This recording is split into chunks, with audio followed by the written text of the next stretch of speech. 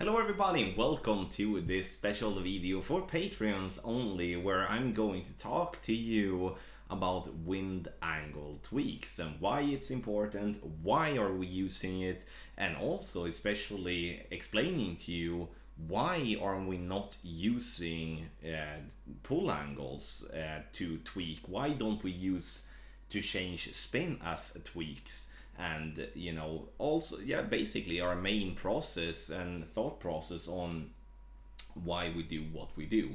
First and foremost, I want to say that wind angle tweaks are not something that is common, like from the general player, which means that you would most likely be able to do okay in tournaments by just screw it and not even pay attention to wind angles as it is.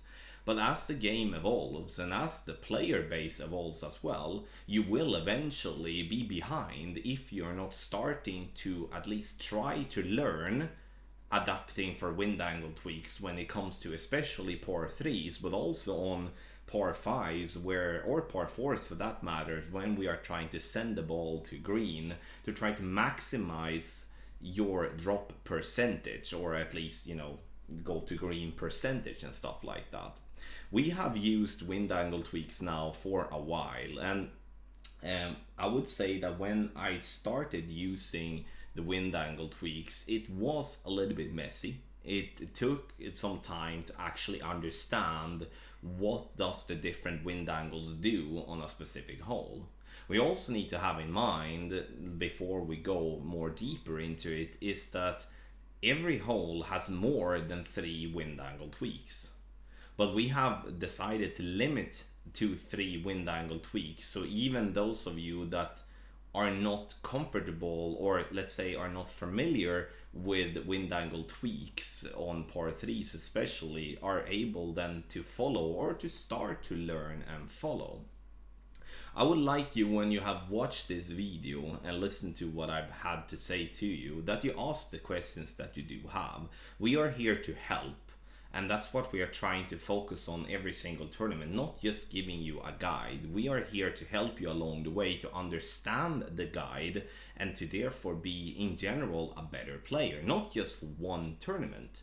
Like, when having a guide from us and have used it for a while, you will notice an effect not just on the tournament side of it, but also on tour play, that you have a different mindset going into when you do play. And if we then win more games in tour play, or having a better position in the tournaments than we usually do, then that's going to be something that you want to get more of, and that will help you progress even more in this lovely game called Golf Clash. But let's take a look here on hole number 4 to go into the wind angle tweak, and I'm gonna start to talk about why we are using wind angle tweaks at all. Let's say that we wouldn't care about the wind angle tweaks. We would just go into the hole, we would have an adjustment, we would have a spin, and then we would hit perfect. We would drop that shot a couple of times, absolutely, because obviously we will sometimes have the wind angle that will suit that type of adjustment. But the reason why we are using wind angle tweaks is to maximize the chances we do get when it comes to getting drops. So the percentage of getting a drop, just as an example, without not having wind angle tweaks, is maybe gonna be around 20% if the guide is correctly made. But if it is with wind angle tweaks and you are using that and you learn to use the wind angle tweaks, that may be gonna be up around 75% instead, which is obviously a hell of a lot more and better. But again, it's obviously not as black and white as I'm explaining it here, but what we need to have in mind, that the reason we do it and the reason why we add it is to give you more chances of drops. And you can see here on hole number 4 is that we do have 3 lines. We have a red line, a yellow line, and blue line.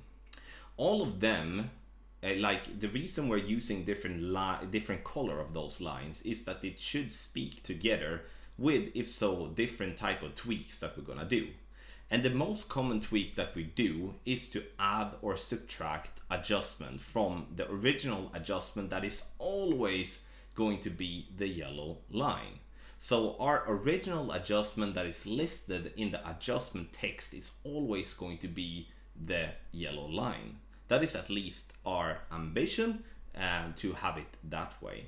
But then the red line and the blue line are then used to give you an easy way to see when you're watching the guide and you're playing the shot. Okay, that's blue line. Then you check the blue column instead that it's just a line of text saying that you should add 0.1 or subtract 0.1.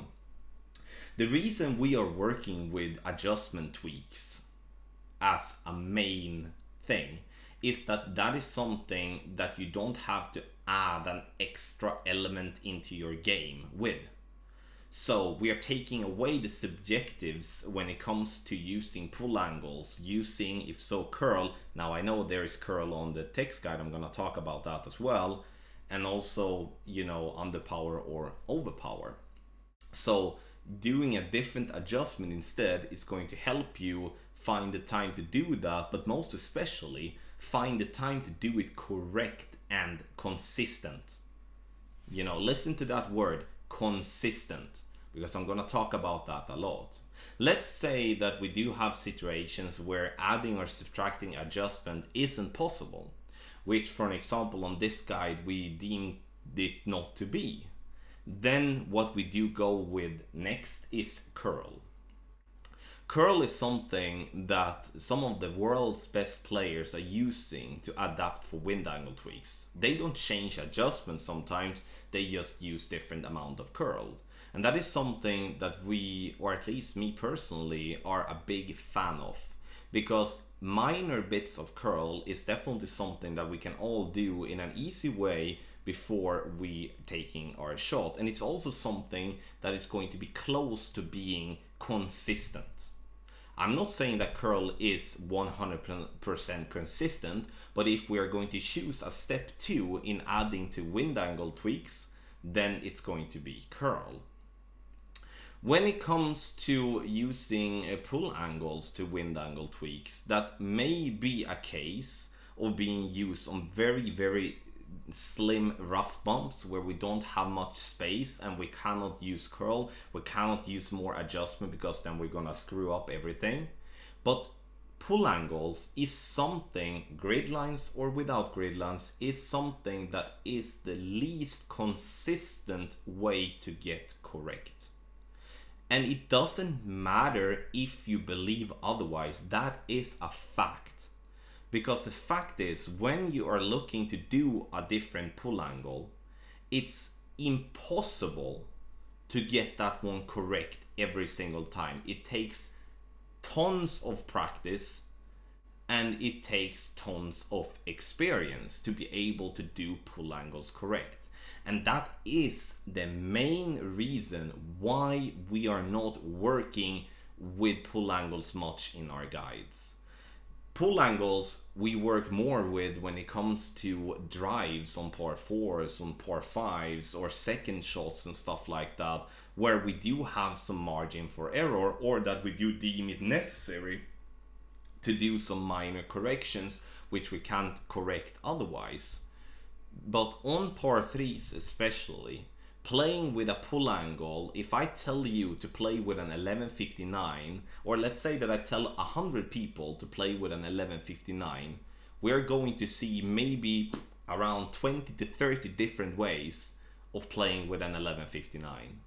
And that is once again the reason why that is the least consistent way and the least good way for players to learn how to tweak for wind angles.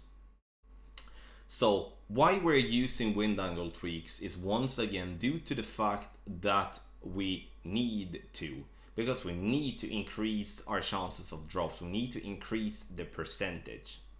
You maybe wonder why now, why can't we do this later then? It's because we want to provide this for you. We spend so much time on the guide to give you a high quality or like world-class product where you have testing that is superior to anything else that you will see from anyone else. That I can assure you. And that's why we can be so dialed in. Does this mean that you're gonna drop every shot? No. Does this mean that you can just take the guide and go in and and just learn doing it directly? No, you will obviously have to practice this as for everything else if you want to improve with this and improve with your game. But trust me, if you spend the time on the practice area or just in itself working with your understanding of this, then you will give yourself an advantage of the other players that you're playing against. Why does not this become more frequent in pro and in expert as it is in master? That's because of the wind strength. The more wind we're having, the more we need to look at wind angle tweaks. And also it comes down to what type of course it is. Obviously, as we often with from 30 we're playing on a higher elevation and stuff like that, but that's the reason why we're not having that much, especially in pro, whereof Brandon has started doing that lovely in expert. But again, it's all a learning curve and we need to start learn this. We cannot ignore that this exists. But again, our thought process of doing wind angle tweaks for you is to maximize your chances of getting a better outcome on in your gameplay. Not, again, if it's the first time you're testing it, you might not see the effect that you do after a couple of tournaments, because we are not gonna be a master every after one tournament. We need to give it a little time. But it is important, once again, it is important for me to stress about this, because this is not something that will disappear. This is something that will be more and more common. And as we are already starting to talk about this today and a couple of months ago, you will always be one step ahead of others that don't pay attention to this or don't care about this or not having guides from someone else that care about this. Gonna give you a par 5 in this case as well. When it comes to send-it shots, wind angle tweaks has become more and more important as well, because obviously in this scenario here, having more tailwind or less tailwind is going to have a different effect. That is something that I hope we all can agree with. That's obviously the same on the par 3s. A different wind angle has a different effect of the ball after the first bounce. That's just how it's going to be. So in that case, and also where the first bounce is going to land, obviously. So we're going to have to make tweaks, and here we are trying to make it as simple as possible, but the time has passed where we can just aim at a tree and just yell YOLO and go for it. That's not possible anymore. We need to understand that.